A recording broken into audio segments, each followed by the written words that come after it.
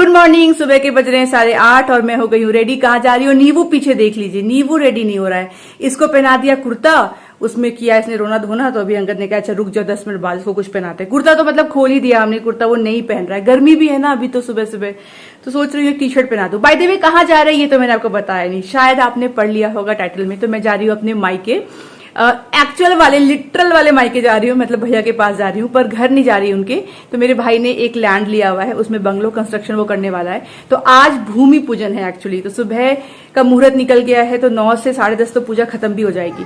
तो बस हम लोग वेट कर रहे हैं नैनी के आने का। उनको बोला कि थोड़ा जल्दी आ जाओ, तो फटाफट हम लोग निकलेंगे। तो आज होगी भूमि पूजन और बहुत जल्दी कंस्ट्रक्शन जो है शुरू किया जाएगा। फिर क्या है, बंगलो बनना, इंटीरियर बनना, आपको पता ही है, उसमें 1-1.5 साल लग जाएगा। वास्तु एकदम परफेक्ट मैंने कर दिया है, जो एकदम सही रहेगा, क्योंकि जब आप शुरू से कंस्ट्रक्शन करते हो तो वास्तु पूरा आप अच्छा कर सकते हो। पर एक चीज है कि आपको जमीन अच्छी मिलनी चाहिए, तो इसको जमीन अच्छी मिली है, एकदम मस्त रेक्टेंगुलर प्लॉट है, बड़ा अच्छा लोकेशन है, सब कुछ सही है। कुछ टाइम पहले इन्होंने ले लिया था, पर कंस्ट्रक्शन जो है वो अभी तक नहीं कर रहे थे, अब शुरू करने के लिए जा रहे हैं वैसा। तो क्या पहना है मैंने, देखिए ये सिंपल साड़ी पहनी है, क्योंकि दिन वाला काम है और बहुत लोग नहीं होंगे, शायद हम लोग ही सिर्फ रहने वाले हैं घर के लोग। सबसे पहले नीपू को मैंने ये वाला कुर्ता पहनाने का सोचा। ये वाला कुर्ता तो गुजरात से आया है एक्चुअली, इसकी दादी माँ ने दिया है। मुझे थोड़ा सा शक था कि ये गड़ेगा, हल्का सा ना इसमें मतलब रफ मटेरियल का है, पीछे देखोगे आप तो ऐसे अस्तर भी नहीं दिया है, तो ये चुभता है। पर पहनाया कि चलो पहनते हैं, नया नया है, फ्रेश पहनेगा, तो ये तो उसको गड़ने लगा तो खोला। उसके बाद आपने देखा कि ऐसा वाला मैंने लिया था होली का बोल करके, तो ये वाला ऐसा ही दिखता है पर प्लेन सिंपल है। ये वाला डालने गई तो रोना धोना शुरू हो गया, तो फाइनली ये रेड टी शर्ट ही है जो उसको पहनाऊंगी। वो भी पहनने को अभी वो रेडी नहीं है, वो भी मुझे ऑन द वे पहनाना पड़ेगा। सब लोग हम लोग रेडी हो गए हैं, बस नीव की नैनी का आने का वेट है। फोन किया तो कह रही है 10 मिनट में पहुंच रही हूँ, तो वो आएगी, फटाफट निकलेंगे। लेट हो गया है, ट्रैफिक भी होगा, अभी तो ऑफिस का टाइम है ना, लेट्स सी। अच्छा, जब तक वो आने वाली है मैंने सोचा कि फटाफट जो है थोड़ा बहुत काम निपटा लेते हैं, मॉमी ड्यूटीज तो चलता ही रहता है। तो मैंने नीव के जो कपड़े सारे इकट्ठे कर लिए हैं, अभी वॉशिंग में डालूंगी, जब तक लौट के आएंगे धुल जाएंगे, सूख जाएंगे। अच्छा, नीव के कपड़े धोने के लिए मैं कौन सा यूज करती हूँ डिटर्जेंट, वैसे मैंने पहले भी शेयर किया आपके साथ, पर अगर आप फर्स्ट टाइम देख रहे हो, आप एक न्यू मॉमी हो, तो ये वाला इन्फॉर्मेशन बहुत अच्छा है, आप प्लीज स्किप मत करिएगा। मैं यूज करती हूँ नीव के कपड़े धोने के लिए, देखिए माइलो का ये बेबी जेंटल लॉन्ड्री डिटर्जेंट, मैंने बताया ही आपको इसके बारे में, बहुत ही अमेजिंग है। देखिए बच्चे की जो स्किन है ना, छोटे बच्चे की बहुत सेंसिटिव होती है, तो जो भी क्रीम आप यूज कर रहे हो या जो भी आप यूज कर रहे हो कपड़े धोने के लिए, वो सब अगर यूज करना आपने स्टार्ट किया ना, तो बहुत प्रॉब्लम आ सकती है। हुआ है, मेरे साथ हुआ है, इसलिए मैं आपको बता रही हूँ। नीव को एक बार रैशेस की इश्यूज आई थी, मैंने आपसे शेयर किया था, तो उस टाइम पे मैंने डॉक्टर से सब कुछ कंसल्ट किया था, तो उन्होंने मुझे बोला था स्पेसिफिकली कि कपड़े धोने के लिए आप क्या यूज करते हो, आपको एक अच्छा वाला बेबी फ्रेंडली जो होता है वही यूज करना है डिटर्जेंट, वरना बहुत सारे इसके स्किन पे प्रॉब्लम्स आ सकती है। तो तब से मैंने स्टार्ट कर दिया है कि मैं माइलो का ही यूज करती हूँ डिटर्जेंट। आपने ब्लॉग में भी कई बार देखा होगा। माइलो का ये डिटर्जेंट हार्मफुल केमिकल से बिल्कुल फ्री है और ये बना है नीम एंड बेसिल एक्सट्रैक्ट से। बेसिल एक्सट्रैक्ट यानी कि तुलसी जो होता है ना, वो बेबी को रैशेस से बचाता है, और नीम एक्सट्रैक्ट जर्म्स को मारकर कपड़ों को माइक्रो ऑर्गेनिज्म से सेफ रखता है। ये डर्मेटोलॉजिकली टेस्टेड है, और हाँ, ये पावर्ड है बायो एंजाइम टेक्नोलॉजी से, जो एक ही वॉश में स्टेन्स को हटा देता है बिना किसी हार्मफुल केमिकल के। बायो एंजाइम क्लीनिंग एक ही वॉश में हर दाग को साफ कर देता है, चाहे आप हैंड वॉश करो या मशीन वॉश करो, ये दोनों में ही परफेक्टली काम करता है। अगर आप हैंड वॉश कर रहे हो तो आपको क्या करना है, आपको आधे बकेट पानी में सिर्फ 2 कप ये डालना है डिटर्जेंट, और 15 से 30 मिनट के लिए कपड़ों को सोक कर देना है। और अगर आप मशीन वॉश कर रहे हो तो चाहे फ्रंट लोड हो या टॉप लोड हो, आप मीडियम लोड के लिए 2 कप यूज करेंगे, उतना ही काफी हो जाएगा और कपड़े आपके एकदम साफ हो जाएंगे। तो अगर आपको लेना है ये प्रोडक्ट, तो लिंक मैंने आपको दे दिया है डिस्क्रिप्शन बॉक्स में। अगर आप मेरा कूपन कोड जो स्क्रीन पे फ्लैश हो रहा है ये लगाते हो चेकआउट के टाइम पे माइलो ऐप एंड वेबसाइट पे, तो आपको मिल जाएगा एक्स्ट्रा डिस्काउंट, तो कूपन कोड जरूर अप्लाई कर लीजिएगा। वैसे माइलो के प्रोडक्ट्स आपको और भी प्लेटफॉर्म्स पे मिल जाते हैं, और जो इनका ऐप है ना, उसका भी लिंक मैंने आपको दे दिया है डिस्क्रिप्शन बॉक्स में। उस ऐप को जरूर डाउनलोड कर लीजिए। मैंने अपनी पूरी प्रेगनेंसी माइलो ऐप को यूज किया है, काफी बार आपसे शेयर किया है। तो अगर आप कंसीव करने का सोच रहे हो, प्रेग्नेंट हो या ऑलरेडी एक मदर हो, हर एक केस में आपको माइलो ऐप बहुत काम में आने वाला है। या मिल जाता है आपको बहुत ही अच्छा मॉमी कम्युनिटी, जहां पे आप कुछ भी क्वेश्चंस पूछ सकते हो, दूसरों के पूछे क्वेश्चंस और कमेंट से आपको खुद के भी जवाब मिल जाएंगे। उसके अलावा यहाँ पे आपको मिलता है एक्सपर्ट एडवाइस, बहुत सारे अच्छे आर्टिकल्स, बेबी को सूद करने के लिए यहाँ पे म्यूजिक भी है, और साथ ही साथ में ऑफकोर्स यहाँ पे है माइलो का स्टोर, जहां से आप अमेजिंग प्रोडक्ट्स एकदम अफोर्डेबल प्राइस में परचेस कर सकते हो। बड़ा ही यूजफुल ऐप है, डाउनलोड करिए। आप सामने से मुझे थैंक यू बोलेंगे, तो लिंक मैंने दे दिया है, चेकआउट कर लीजिएगा। तो नीबू ने क्या पहन रखा है आप देखो। हाँ, ये बुब्बू का है, वो अंदर देखिए, बस वो जो होता है ना वो पहन रखा है, उसने कुछ पहनने को रेडी नहीं है। तो ये सब नया इम्प्रूवमेंट है। पहले तो जो कपड़े दीजिए, जैसा डिसाइड करिए, सब पहनेगा, और अब ये सब भी है कि ये नहीं पहना। शूज में भी इनफैक्ट हम लोग सोच रहे थे ये सैंडल पहना है, but he doesn't want to wear that one. He is like वो छी है, I want to wear this one. तो जाओ ले लो, जाओ टेबल पे पड़ा है, ले लो। ये सब अंगद टॉडलर इंप्रूवमेंट होता है। Now they want to take decision of their हाँ, लाइफ। हाँ, आई वांट टू उनको वेयर सब कुछ दिस, अपना ही करना है। अपना ही हाँ। करना है, हमारी चलने ही नहीं देगा। ये वो बैग उठा रहा है बैग पूरा। क्यों उठा रहे हो? गिर जाएगा, गिर जाओगे। क्या करोगे उठा के? बुब्बू का है, उठा लो। पापा को दोगे? दे दो, जाओ जाओ, ट्राई करने दो ना, गिर जाएगा, खुद ही समझ जाएगा वो। बच्चे का जिद करे ना, लेट देम डू इट। अब बहुत रिस्की चीज़ नहीं, पर ऐसी छोटी मोटी चीज़ है, फिर वो खुद समझ जाएंगे व्हाई आर यू स्टॉपिंग। जो दे दो पापा को, जाओ ठीक से लेकर आओ। हाँ, ले आओ। Very good baby, very good, he manages. हाँ, समहाउ अंगद। ले आओ, ले आओ। बस पापा टांग के बैठ जाओ। बुब्बू को शक है कि तुम बैग छोड़ दोगे। टी-शर्ट डाल दो इसमें। लेके जाओगे हाथ में? चलो, दीदी को बोला था जल्दी आ जाओ। दीदी एकदम परफेक्ट, एकदम सही टाइम पे आ गए, एकदम रेडी है। चलो बुब्बू, चलो चलो चलो। नीवू का रोना धोना खत्म होते होते 8:45 बज गया, जबकि हमारा टारगेट था कि जैसे दीदी आए वैसे निकल जाएंगे। पीछे से देख रहा है, देखिए। माय गॉड, बहुत एक्चुअली प्रॉब्लम ये भी है ना कि सुबह सो के उठा है ना अंगद, अर्ली मॉर्निंग है ना। अगर यही चीज शाम होता है ना तो उसका थोड़ा मूड ठीक हो जाता है। हाँ, अभी क्या उठा है सो करके और फटाफट में रेडी होना है, रेडी होना है, ये करो वो करो, तो ज्यादा इरिटेट हो गया है वो। वरना तो कपड़े वपड़ा पहन लेता था, इसमें कोई दिक्कत नहीं आती थी। बट अभी वो उसने किया है। अभी वहां जाके देखते, वहां भी पता है थोड़ा बोर ही हो जाएगा वो, क्योंकि मेरे भाई के जो बच्चे ना बड़े हो गए हैं वो लोग। इसको चाहिए, मैंने देख लिया है, छोटे छोटे बेबीज इसके एज के, ऑफकोर्स। तो वहां जाकर मैंने एक बॉल ले लिया हाथ में कि चलो वहां पे खेल लेंगे इसके साथ में और टाइम पास कर लेंगे।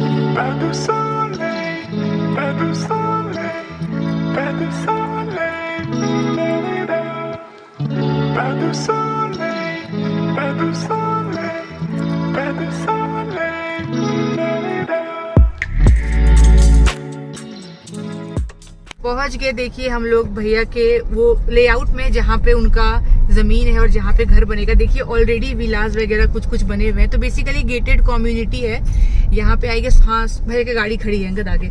100 से ऊपर जो है घर है यहाँ पे, क्लब हाउस है, सब कुछ है। और ये सामने ही उनका जमीन है जहाँ पे कितने घने मैंगो के पेड़ है, देखिए। तो ये वाली जमीन है भैया की, देखिए इसमें घने घने पेड़ हैं आम के कितने। अभी तो ये सफाई वगैरह होगी, कंस्ट्रक्शन होगा, अभी तो बस पूजा हो रही है। यहाँ भैया पूजा कर रहे हैं, देखिए। आते आते ऑलमोस्ट पूजा हो गई है, डन। हाय।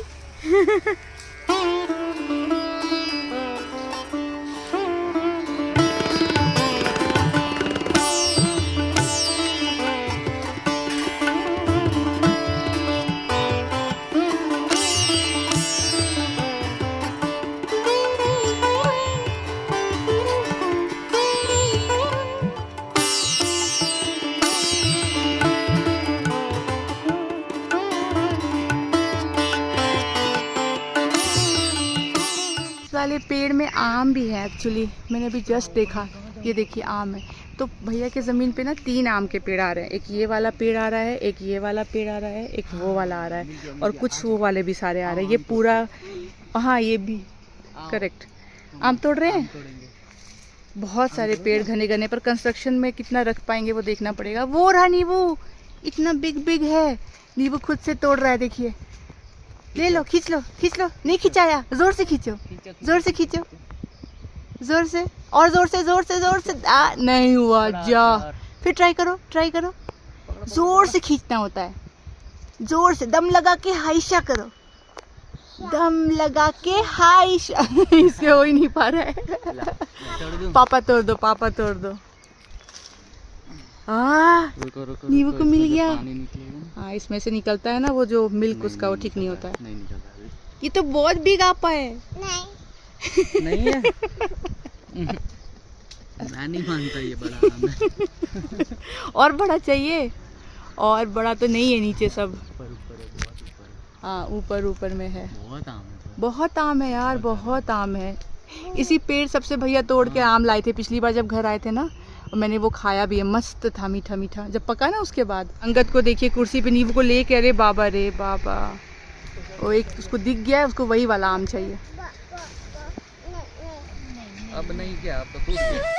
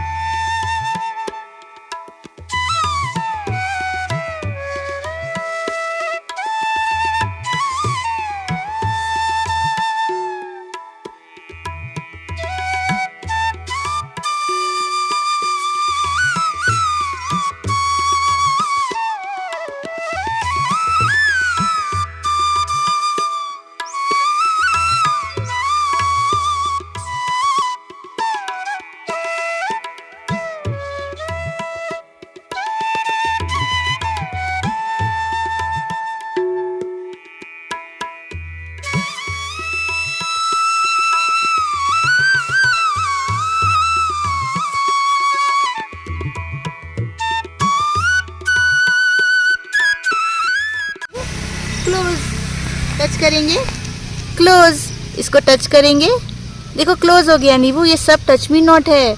तुम करो, ट्राई करो, नींबू ट्राई करो। क्लोज हो गया, देखो देखो, क्लोज हो गया ना, क्लोज। वाओ, मैजिक है ये वाला टच मी नॉट। और ये रहा ना, ये पूरा है, देखो। मम्मा ready, ready ready ready, close. ये वाला touch me not, touch me not. ये इसको भी कर दूं, टच मी नॉट। और ये वाला करो, ये वाला करो, टच मी नॉट।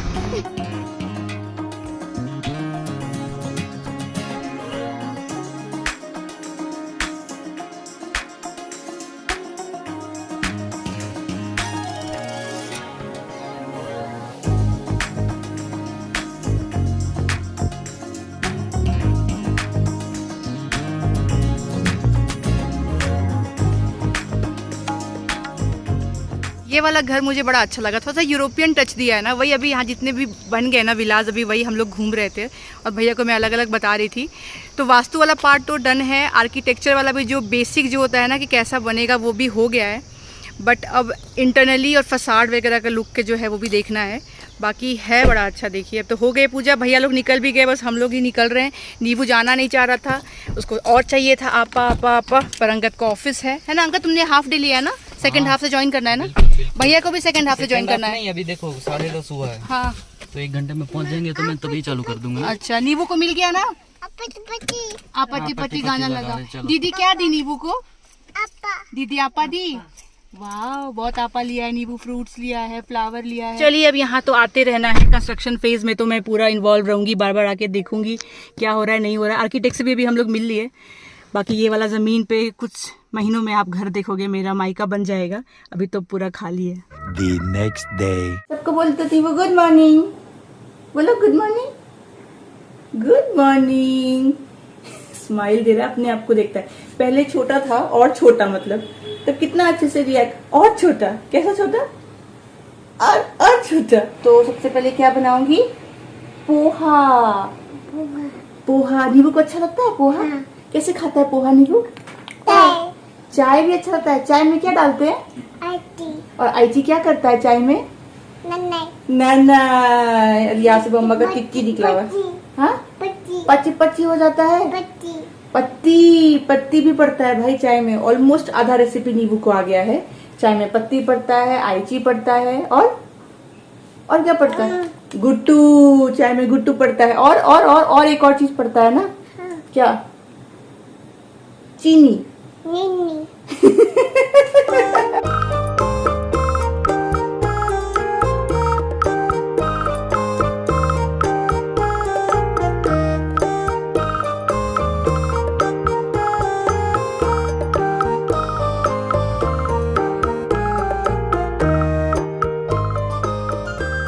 कपड़ों का पहाड़ देखिए कितना जमा हुआ है इस रूम में। 2-3 दिन से फ्री नहीं हूँ कि इनको समेट के रखूँ, पर धुल रहे हैं, सुखा रही हूँ, वापस ला करके यहाँ पे जमा कर रही हूँ।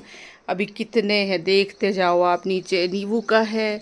माय गॉड, आज किसी भी हाल में मुझे करना है। मुझे सबसे ज़्यादा एंजाइटी जो चीज़ देती है ना, वो ऐसे कपड़ों का ढेर है कि इनको रखना है जगह पे। और ये जो आप 3 बैग्स देख रहे हो ना, ये लेकर के हम लोग शादी वाले वेन्यू पे गए थे। ये अब तक यहीं है, मैंने खाली कर दिया, इनमें है कुछ भी नहीं। पर ये तो ऊपर लॉफ्ट पे अंगद जी रखेंगे, वो मुहूर्त निकल ही नहीं रहा है। तो यहाँ पे क्या होता है ना, मुझे ये वार्डरोब खोलने में बड़ी दिक्कत आती है। क्या ही बोलूं, आज या कल तक मैं रखवा ही दूंगी। क्या बहुत दिनों से ना ऐसे बैठ करके आपसे बातें नहीं किया मैंने, तो सोचा इस व्लॉग को एंड करने से पहले थोड़ी बहुत बातचीत तो बनती है। एक तो सबसे पहले हमारे देश में जो भी चल रहा था वो तो आप सबको पता ही है। मेरी इस पे आपसे बात हो नहीं पाई क्योंकि मैं तो अलग अलग चीज में बिजी थी, आप देख ही रहे थे। पर चलिए अभी तो सब कुछ अंडर कंट्रोल है, सीज फायर अनाउंस हो चुका है। पर मैं आपसे एक थोड़ा सा हिंट आपको देना चाहूंगी कि हर चीज पे अभी आप ट्रस्ट मत करिए कि जो हो गया है वैसा ही चलता रहेगा। हो सकता है कि परिस्थिति आगे बदल जाए, है ना, कुछ भी हो सकता है। मैं इतना आपको बोलना चाहूंगी कि आने वाले 6 साल हो सकता है आपको ऐसी ऐसी चीजें सुनने को देखने को मिले जो आपने कभी इमेजिन ना किया हो, आने वाले 6 साल। बट एट द एंड हमारा जो देश है वो विजयी रहेगा हमेशा। अभी हमारे देश की मार्स की महादशा स्टार्ट होने वाली है, if I am not wrong, इसी साल सितंबर से स्टार्ट होने वाली है। मार्स जो है प्लैनेट ऑफ करेज है and this is the planet which depicts war as well. पर ये इतना साहस देता है, इतना हिम्मत देता है कि मार्स अगर अच्छे तरीके से प्लेस्ड है तो सब कुछ सही हो जाता है। तो चलिए वो तो जो होगा सो होगा, फिलहाल अंडर कंट्रोल है, इस बात की राहत है।